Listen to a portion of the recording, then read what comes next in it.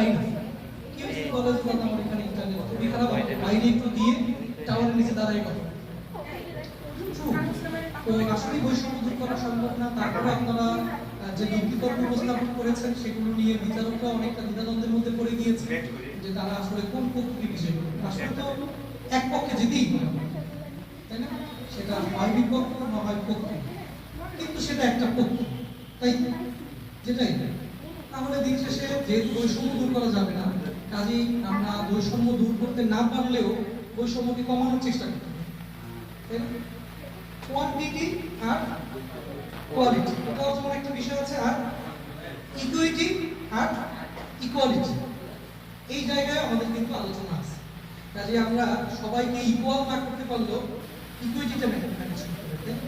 একটা টুল দিয়ে আমরা এটাকে দেখাচ্ছিলাম, ছবির মধ্যে দেখানো হয়েছে কখনো কখনো যে তিনজন, একজন মা, একজন বাবা, একজন ছোট বাচ্চা। এখন